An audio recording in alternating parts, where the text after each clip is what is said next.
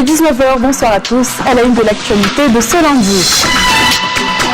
Le général de corps d'armée Ahmed Gaïd Salah, vice-ministre de la Défense nationale, chef d'état-major de l'armée nationale populaire, effectuera demain une visite de travail et d'inspection au commandement des forces navales. La nouvelle loi sur les hydrocarbures, le projet de loi de finances 2020, militaire à la retraite et activités politiques, figurait au menu des discussions du Conseil des ministres présidé hier par le chef de l'État et nous y reviendrons ce soir.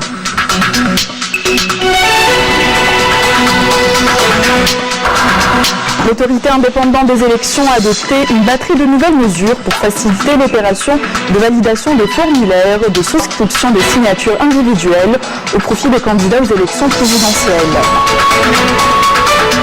International, la Tunisie a célébré hier la victoire de Kais Saïd, donnée par des sondages deuxième président élu au suffrage universel en Tunisie avec plus de 40 points d'avance sur son rival, l'homme d'affaires Nabil Qaraoui.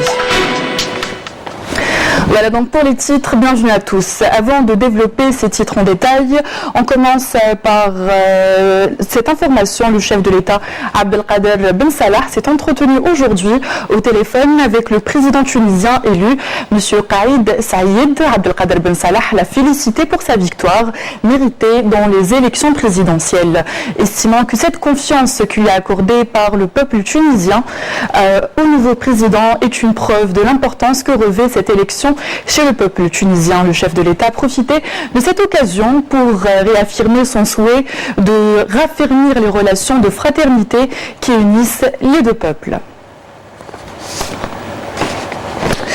Comme je vous le disais en titre, le général de corps d'armée Ahmed Gaïd Salah, vice-ministre de la Défense nationale, chef d'état-major de l'armée nationale populaire, effectuera demain une visite de travail et d'inspection au commandement des forces navales. Lors de cette visite, le général de corps d'armée présidera une réunion d'orientation avec les cadres et les personnels des forces navales.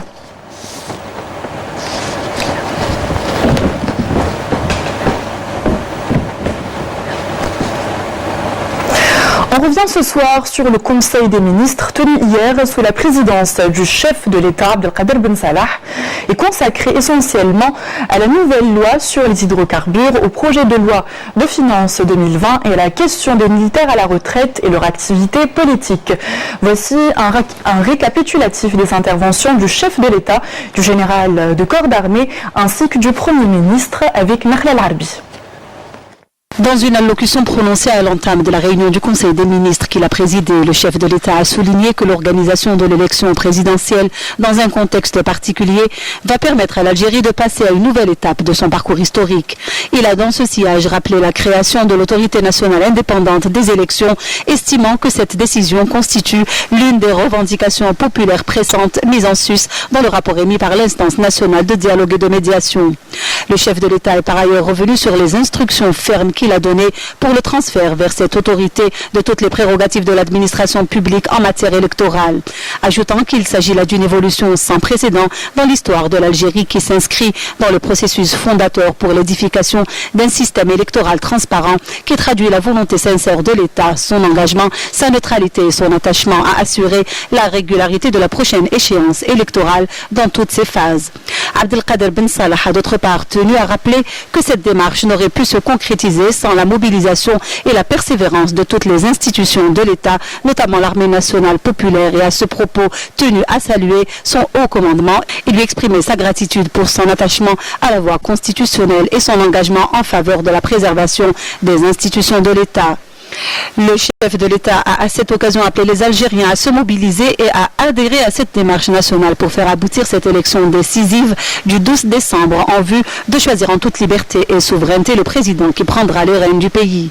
Concernant le projet de loi de finances 2020, Abdelkader Ben Salah a affirmé que le texte en question prévoit des mesures audacieuses dans un contexte national et international difficile à travers lesquelles l'État vise à créer une nouvelle dynamique à même de consolider les capacités de notre économie nationale personnel et d'améliorer le système social sur des bases saines et viables par la rationalisation des dépenses publiques, la réduction du déficit budgétaire, la mise en place de mécanismes incitatifs pour le développement des régions du Sud et des hauts plateaux, l'amélioration de leur attractivité, la création d'emplois et l'encouragement des investissements nationaux et étrangers par la création d'un climat propice.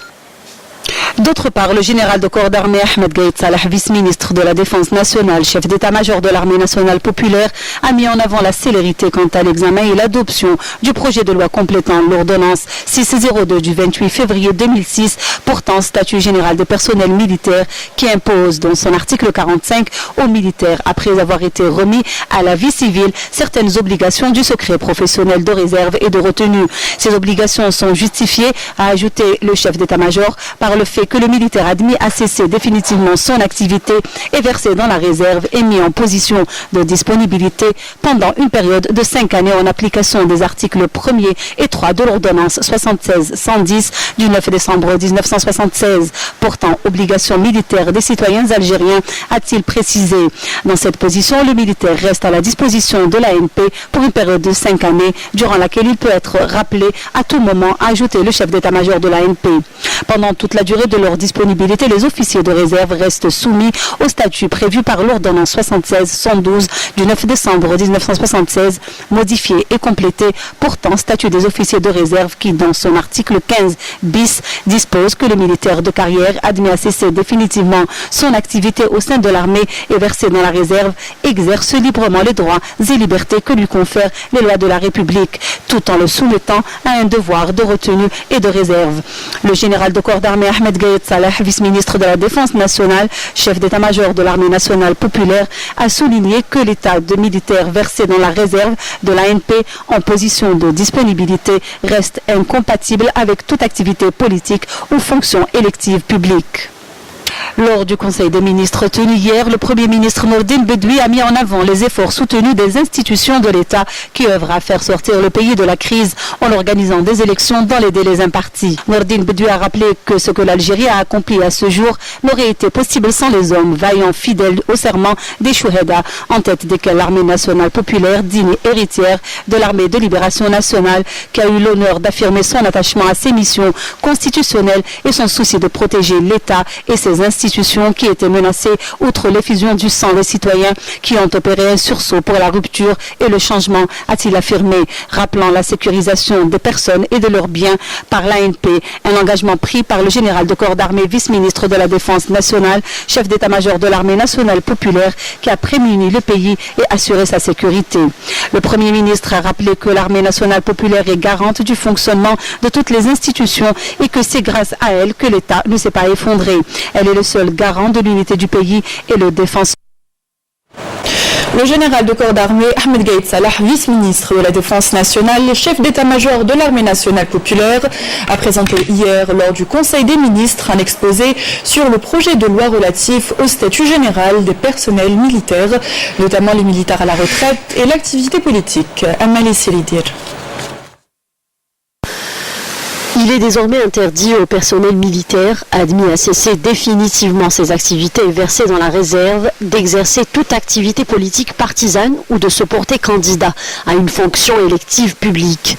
Après avoir été remis à la vie civile, le militaire est versé dans la réserve et mis en position de disponibilité pendant une période de 5 années, en application des articles 1 et 3 de l'ordonnance 76-110 du 9 décembre 1976, portant obligation militaire des citoyens algériens.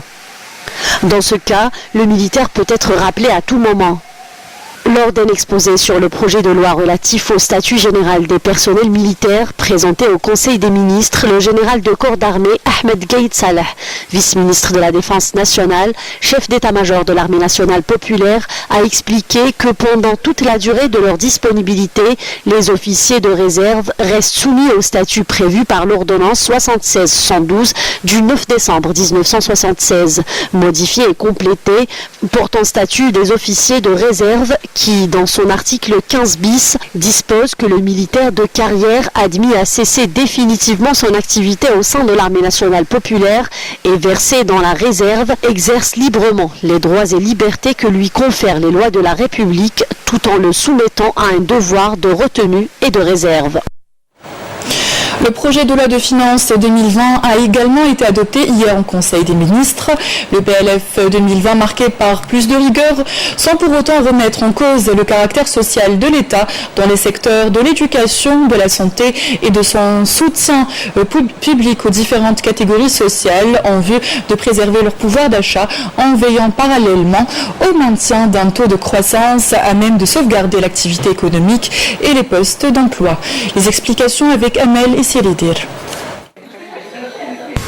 Élaboré dans le cadre du retour au processus budgétaire marqué par la rigueur consacrant la rationalisation et l'assainissement des ressources financières, le projet de loi de finances 2020 adopté hier ne remet pas en cause le caractère social de l'État et des secteurs dits prioritaires, à leur tête l'éducation nationale et la santé.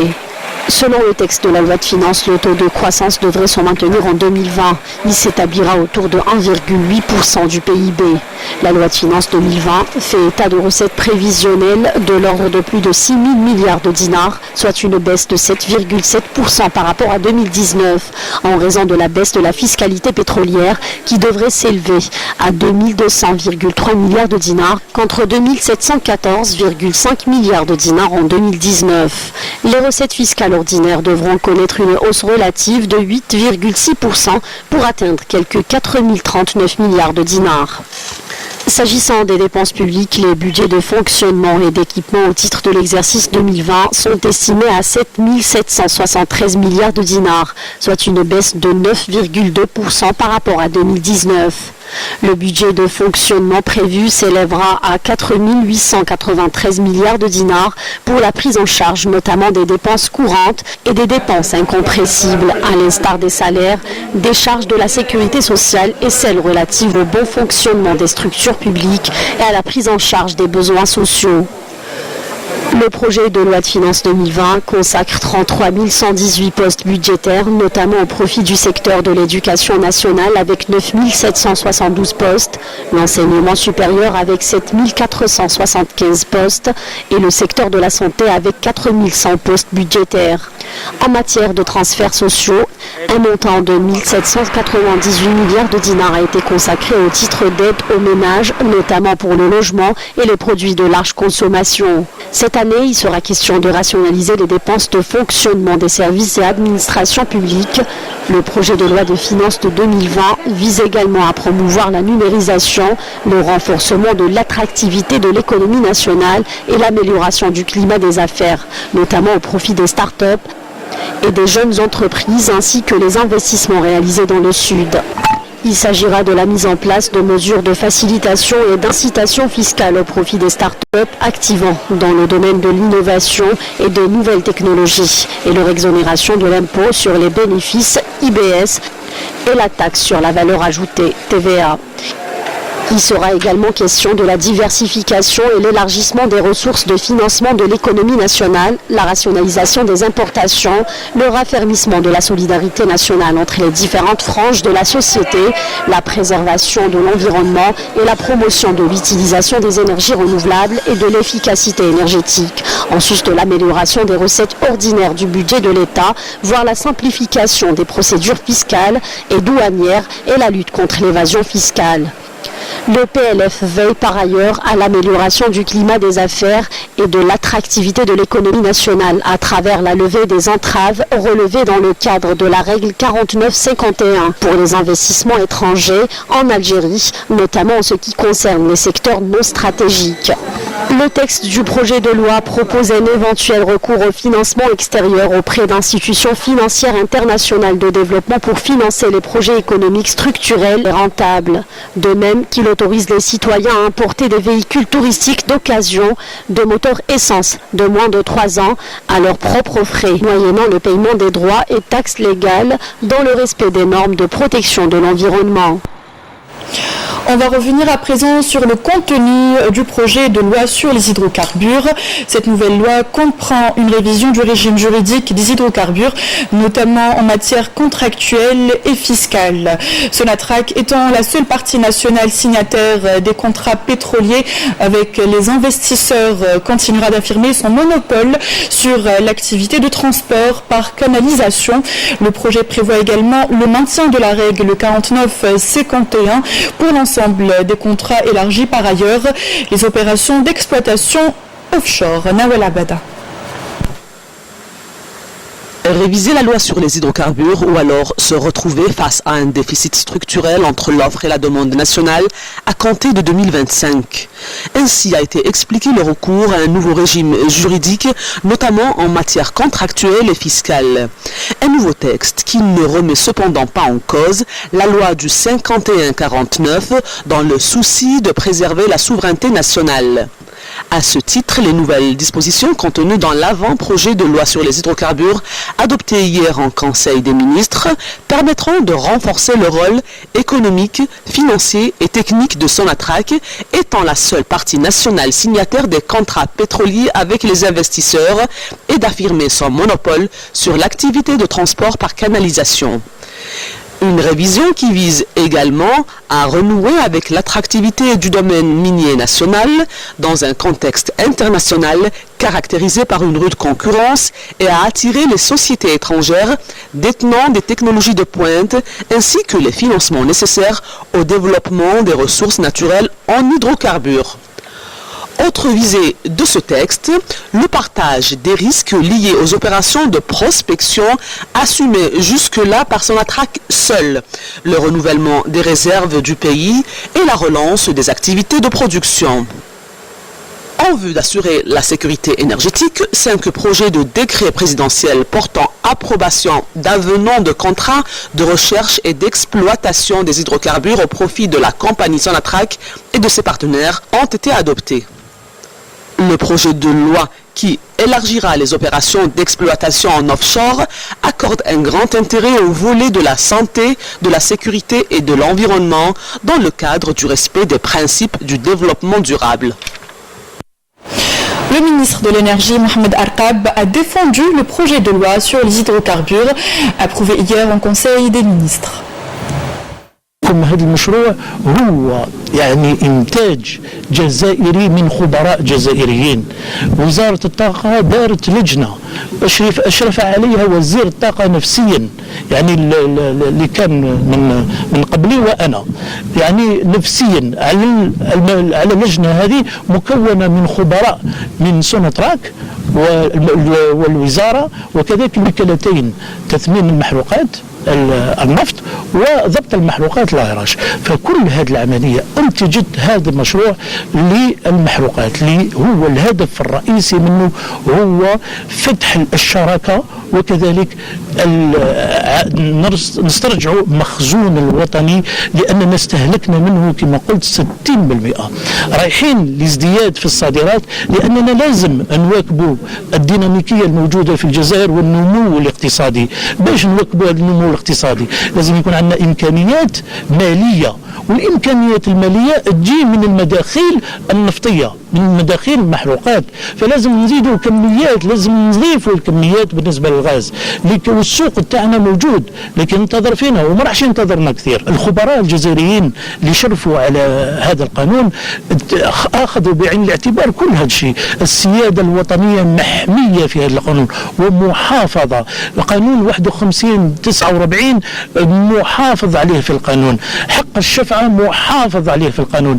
كل هذه الأمور يعني متمكنين منها تماما. الهدف الآن هو الشراكة، البحث على تثمين كل هذه الموارد المحروقات، رفع من مداخيل الدولة. En déplacement à Sidi Bel Abbès, le ministre de l'Énergie, Mohamed Arqab, a inspecté une nouvelle centrale d'énergie solaire ainsi que d'autres infrastructures énergétiques. Naïma Chkchek. La centrale solaire d'Eddaïa dans la wilaya de Sidi Bel Abbès, une réalisation répondant à la volonté gouvernementale d'investissement dans les énergies propres. Le ministre de l'Énergie, Mohamed Arqab, a invité les ingénieurs de cette centrale à être au fait des développements dans ce domaine-ci de l'énergie. On va faire les 5600 mégawatts. Il faut développer davantage. ما تقعدوش في هذا المستوى. Il faut دائما تكونوا à jour مع la technologie. المحطات القادمة راح تكون Les futures autres centrales seront plus importantes que celles-ci. On dépassera 50 et 100 mégawatts. Notre but est de varier le bouquet énergétique avec les énergies renouvelables et les grandes stations. Le ministre a également inspecté dans la zone industrielle un site de réservoir de produits pétroliers dont il est attendu une capacité de stockage de 180 000 m3 en carburant, la capacité actuelle étant de 8 000 m3. Lorsque ce projet sera livré en mars 2020, le stockage journalier de ces produits pétroliers suffira pour une période de 30 jours au lieu de 6 jours actuellement. Je remercie Naftal pour cela car elle a fait confiance à un partenaire 100% algérien.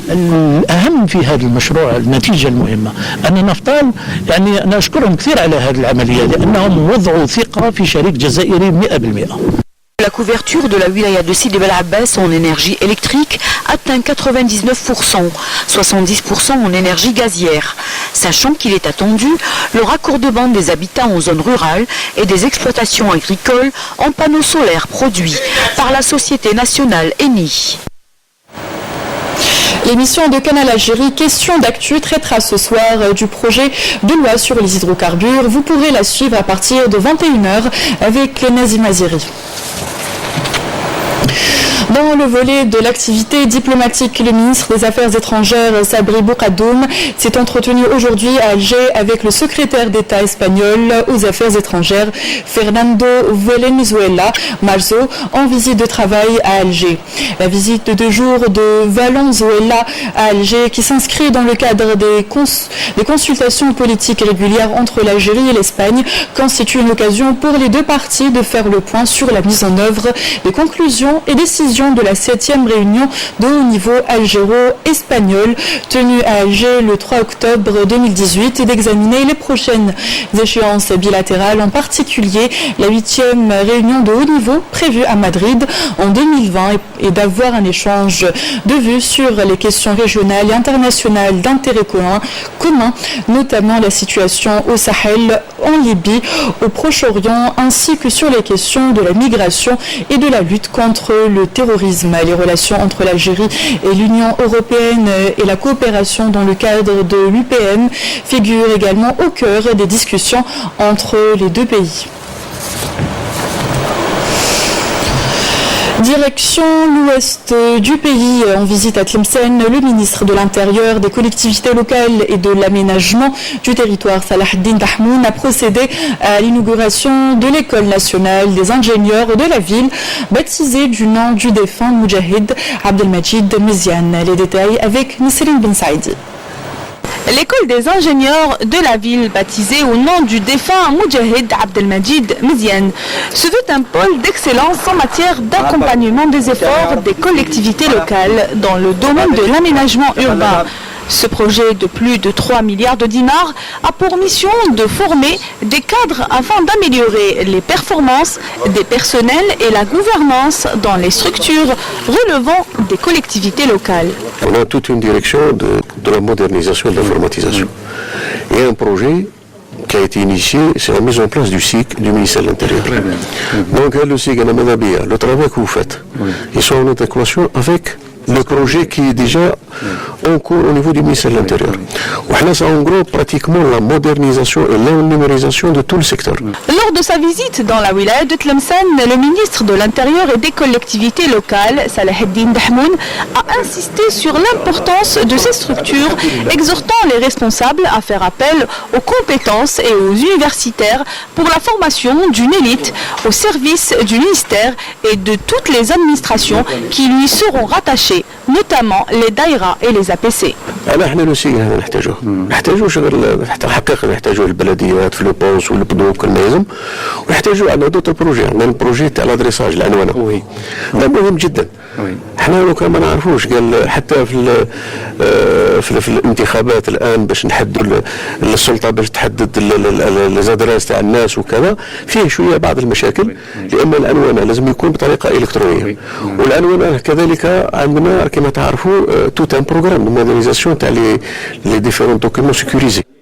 Salah Eddine Tahmoun a par ailleurs insisté sur la création d'un réseau internet devant relier toutes les administrations à l'échelle nationale pour gérer des documents comme le permis de conduire à point et les cartes grises. S'agissant des présidentielles, l'autorité indépendante des élections a adopté une batterie de nouvelles mesures pour faciliter l'opération de validation des formulaires de souscription des signatures individuelles au profit des candidats aux élections présidentielles. À ce titre, les opérations de validation des formulaires de signature ont été étendues aux délégués des communes et aux agents d'état civil au niveau des communes et des annexes et à tout autre employé délégué à cette tâche. Ajouté aux secrétaires généraux des communes, les notaires, les huissiers de justice, commissaires des ventes aux enchères, les traducteurs et les présidents des secrétariats de cours de justice. Et afin d'assurer la neutralité lors du scrutin, l'autorité a décidé d'interdire aux délégués des communes et aux délégués appartenant au parti de l'un des candidats la validation des formulaires de souscription. L'autorité a également interdit aux membres des bureaux de campagne de chaque candidat de valider les formulaires du même candidat. L'ANI a par ailleurs repris toutes les dispositions nécessaires pour prolonger les horaires de travail des services concernés par les opérations de validation jusqu'à 20h et ce, tous les jours de la semaine, vendredi et samedi compris. L'autorité nationale des élections est depuis son installation chargée de l'organisation et de la surveillance du prochain scrutin présidentiel. L'ANI veille aussi à lutter contre d'éventuelles fraudes en mettant en place un dispositif qui se chargera du traitement et de la conformité des dossiers des postulants à la candidature. Nasserine Ben Saïdi. Depuis son installation le 14 septembre 2019, l'autorité nationale indépendante des élections a eu pour principale mission la préparation, l'organisation, la supervision du processus électoral ainsi que la révision du fichier électoral. Une mission qui n'est pas de tout repos puisque l'ANI reçoit quotidiennement des postulants à la candidature pour des retraits de formulaires, des postulants devant remplir des conditions encore plus rigoureuse. Il faut qu'il nous donne une demande de candidature, signée, son nom, prénom, etc. La déclaration sur l'honneur. Et il est obligatoire qu'il n'ait pas une double nationalité. Et puis, la chose qui est un petit peu nouvelle, c'est que la nationalité algérienne est obligatoire pour son conjoint ou sa conjointe, pour ses parents et les parents de son épouse. On est bien d'accord, c'est nouveau. Ce qu'il y a de nouveau aussi, c'est le certificat médical obligatoire et le diplôme universitaire, donc de l'enseignement supérieur.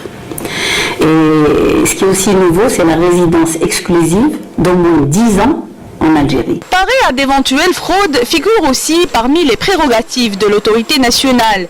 Une équipe composée de 200 experts se chargera de l'étude et de la conformité des dossiers.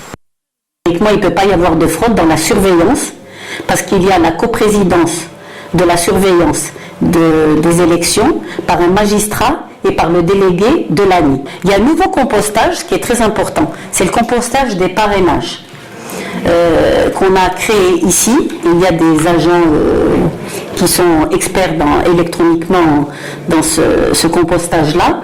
C'est pour prendre en charge le compte du nombre de parrainages et la numérotation des formulaires. Parce que ce qui est important, c'est que quand quelqu'un signe pour plusieurs candidats, le formulaire va être enlevé, rejeté et enlevé dans le calcul du nombre de formulaires déclarés par le candidat.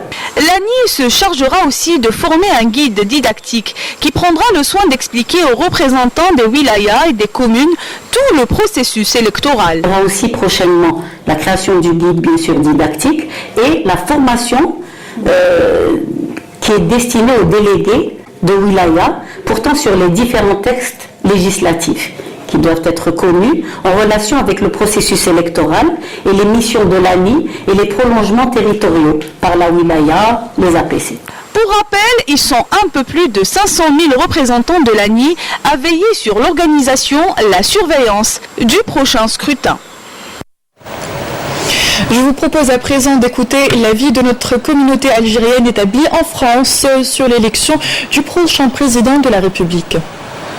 élire, oui, je ne pense pas qu'il y ait des gens qui soient contre les élections, parce que c'est le seul moyen démocratique ou du moins plus ou moins organisé qui permet aujourd'hui de répondre à des attentes. On est pour le changement et on est ici pour sensibiliser les jeunes Algériens qui se trouvent, les Algériens en général, de voter pour, je ne sais pas, pour un avenir de l'Algérie, pour un avenir des jeunes qui se trouvent. Il y a des sans-papiers. C'est l'avenir de l'Algérie. Le vote, cette fois-ci, c'est l'avenir de l'Algérie. Moi, personnellement, je suis pour les élections. Ça, c'est un droit et c'est un devoir aussi. Moi, je préfère qu'ils votent. Voilà. Et qu'ils votent pour une bonne chose. Voilà, pas pour rien. Les présidentielles, c'est important pour nous, pour tous les Algériens. Je parle de moi personnel, oui, c'est important. C'est important que le peuple il va voter pour avoir un président, un vrai gouvernement jeune, dynamique, qui va développer notre pays. Nous aimerions. Et moi, personnellement, je souhaiterais qu'un homme sorte de ce tas de candidats pour qu'il dirige l'Algérie comme il faut. C'est-à-dire dans la droiture, je l'espère, dans la justice sociale, économique et politique surtout aussi. Donc, espérons que d'ici le 12 décembre, un candidat sortira des urnes, un bon candidat, parce que l'Algérie mérite qu'elle soit dirigée par un homme droit et un homme juste. L'Algérie, à travers son histoire, a démontré toujours sa capacité à rebondir. Et le peuple algérien, malgré ce qu'on peut croire, est un peuple qui, dans l'absolu, à travers son histoire, depuis les Romains jusqu'à nos jours, a toujours été capable de se relever et de relever les défis qui lui étaient imposés. La Tunisie en liesse hier après la victoire de Kais Saïed, donnée par des sondages deuxième président élu au suffrage universel en Tunisie avec plus de 40 points d'avance sur son rival, l'homme d'affaires Nabil Qaraoui. Cet homme universitaire a remporté plus de 70% des voix selon les sondages. Kais Saïed a remercié les jeunes qui ont ouvert une nouvelle page de l'histoire lors d'une brève apparition devant ses partisans et la presse. Les résultats officiels consacrant sa victoire sont attendus aujourd'hui. Fin de cette édition, merci à vous d'y avoir prêté attention et de nous être fidèles. Excellente soirée sur Canal Algérie. Au revoir.